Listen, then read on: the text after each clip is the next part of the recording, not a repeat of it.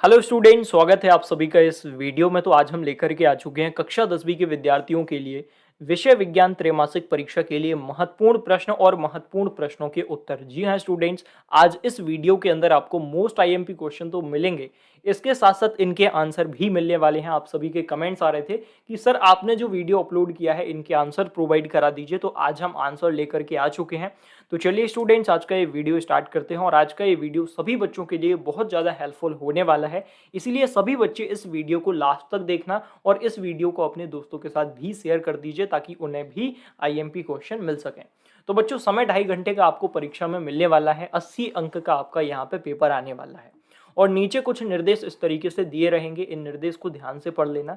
इसके बाद देखिए बच्चों, यहाँ से पहला प्रश्न शुरू हो जाएगा और इससे पहले यदि आपने टेलीग्राम ग्रुप को ज्वाइन नहीं किया है तो बच्चों सबसे पहले जाकर के टेलीग्राम ग्रुप को ज्वाइन कीजिए। टेलीग्राम ग्रुप की लिंक आपको डिस्क्रिप्शन में मिल जाएगी। टेलीग्राम ग्रुप को लगभग 8,500 बच्चों ने 2 दिन के अंदर ज्वाइन किया है, क्योंकि टेलीग्राम ग्रुप पर पीडीएफ शेयर किए जा रहे हैं, आईएमपी क्वेश्चन शेयर किए जा रहे हैं और नोट्स वगैरह सभी चीजें आपको टेलीग्राम पर ही मिलेंगी। तो टेलीग्राम को ज्वाइन कर लीजिए, लिंक डिस्क्रिप्शन में दे रखी है। सबसे पहला प्रश्न बच्चों स्क्रीन पर आप देख सकते हैं, मैं 1 सेकंड यहाँ पे जूम कर देता हूं। तो सबसे पहला प्रश्न देखिए, निम्न में कौन भौतिक परिवर्तन नहीं है? तो यहाँ पे सही विकल्प अभी अपन देख रहे हैं, प्रश्न पहला है और इसके अंदर पहला प्रश्न है निम्न में कौन भौतिक परिवर्तन नहीं है। तो इसका करेक्ट आंसर हो जाएगा एलपीजी का दहन। ऑप्शन डी आपको यहाँ पे बच्चों टिक कर देना है, ये भौतिक परिवर्तन नहीं है। इसके बाद देखिए बच्चों, यहाँ पे दूसरा प्रश्न आ गया है, निम्न में कौन सा लवण क्रिस्टलन जल युक्त नहीं है? तो इसका उत्तर हो जाएगा ऑप्शन बी, खाना सोडा। इसके बाद तीसरा प्रश्न देखिए बच्चों, यहाँ पे देखिए सब पोषण के लिए आवश्यक है। तो यहाँ पे इसका उत्तर हो जाएगा उपयुक्त सभी मीन्स कार्बन डाइऑक्साइड तथा जल, क्लोरोफिल, सूर्य का प्रकाश, उपयुक्त सभी आपको टिक कर देना है। ऑप्शन डी इसका करेक्ट आंसर हो जाएगा। इसके बाद तीसरा प्रश्न यहाँ पे चौथा प्रश्न देखिए यहाँ पे बच्चों, निम्न में कौन सोने मीन्स गोल्ड को ब्लैक करने के लिए प्रयुक्त होता है? तो इसका उत्तर हो जाएगा अम्लराज। ऑप्शन डी आपको यहाँ पे बच्चों टिक कर देना है।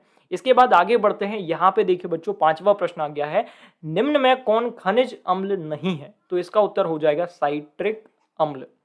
इसके बाद बच्चों आगे बढ़ते हैं, यहाँ पे दूसरा प्रश्न यहाँ से शुरू हो गया है, रिक्त स्थानों की पूर्ति कीजिए। फिल इन द ब्लैंक्स यहाँ पे आ चुके हैं।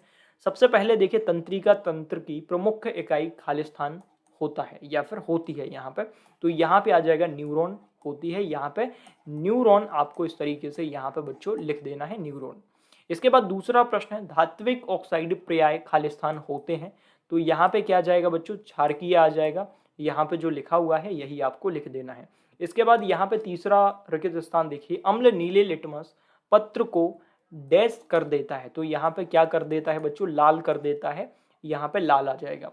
चौथा प्रश्न है, वे सभी प्रक्रम जो सम्मिलित रूप से अनुरक्षण का कार्य करते हैं खालिस्तान कहलाते हैं? तो यहाँ पे क्या आ जाएगा, जैव प्रक्रम कहलाते हैं।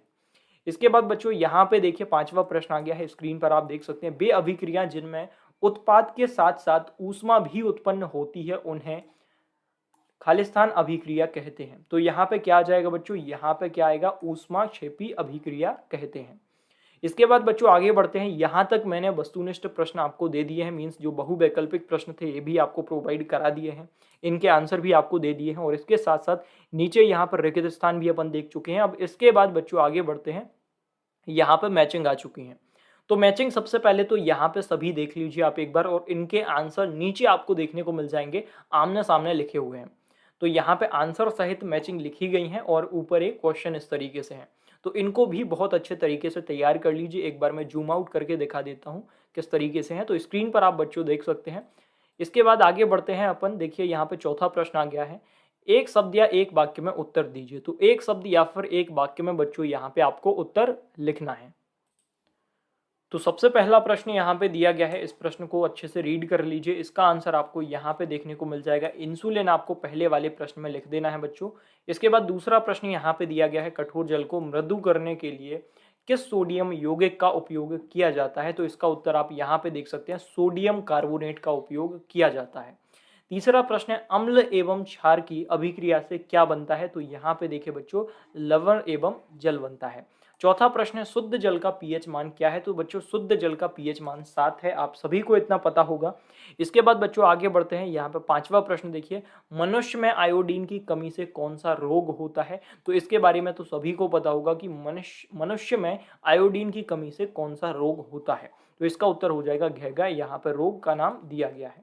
इसके बाद देखिए बच्चों, यहां तक अपन ने प्रश्न देख लिए। इसके बाद पांचवा प्रश्न स्क्रीन पर आप देख पा रहे होंगे, संतुलित रासायनिक समीकरण क्या है और रासायनिक समीकरण को संतुलित करना क्यों आवश्यक है? तो इस प्रश्न का उत्तर यहाँ पे नीचे दिया गया है, आप स्क्रीन पर देख सकते हैं। सबसे पहले इस प्रश्न में आपको बताना है कि संतुलित रासायनिक समीकरण क्या है।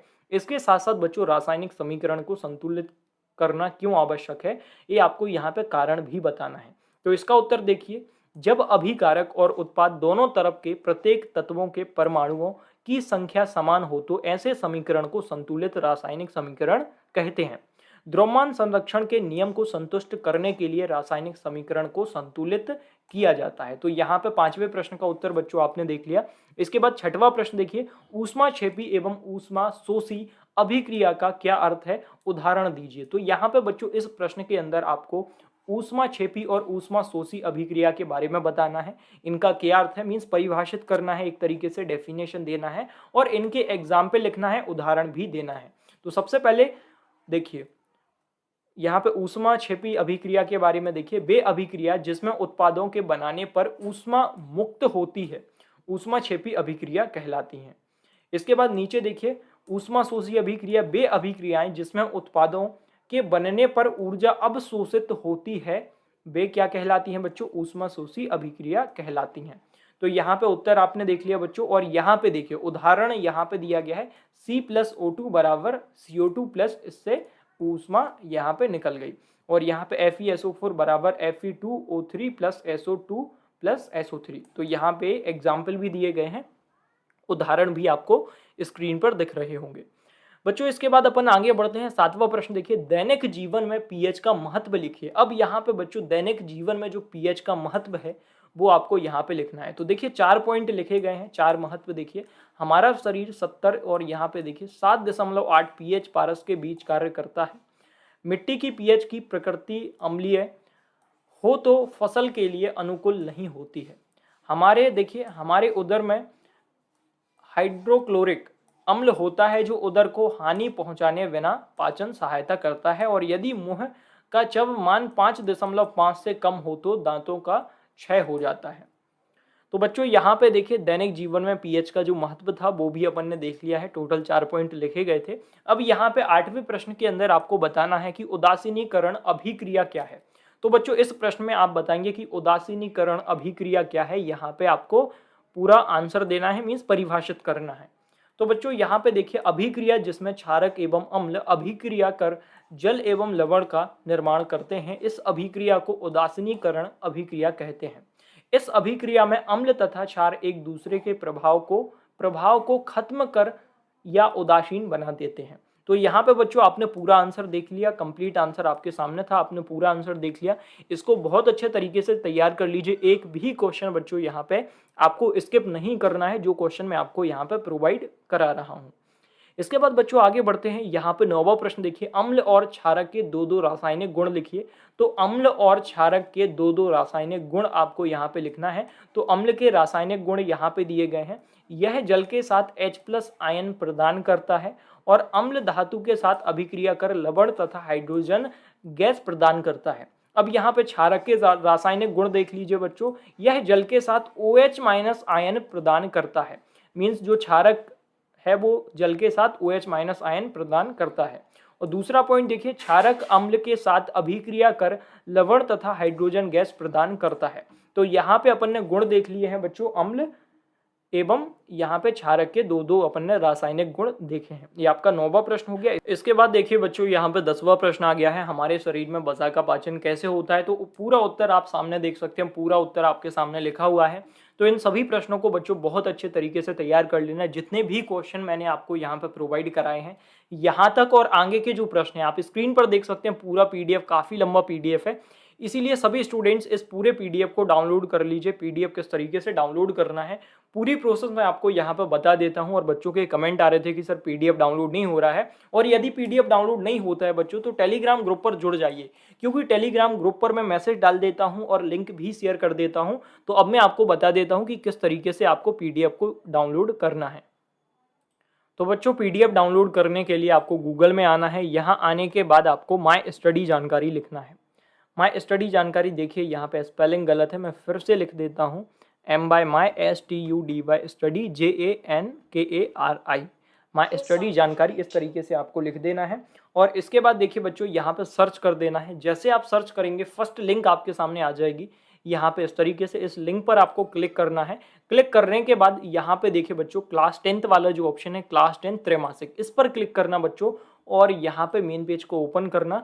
मेन पेज को ओपन करने के बाद नीचे स्क्रॉल करते हुए जाना। आपके सामने इस तरीके से टेलीग्राम का लोगो बना हुआ आएगा। आप इस बटन पर क्लिक करेंगे, आप हमारे टेलीग्राम ग्रुप को ज्वाइन कर पाएंगे। यहाँ पे 8,500 बच्चे 2 दिन के अंदर ज्वाइन हुए हैं, तो आप भी जाकर के ज्वाइन कर लीजिए।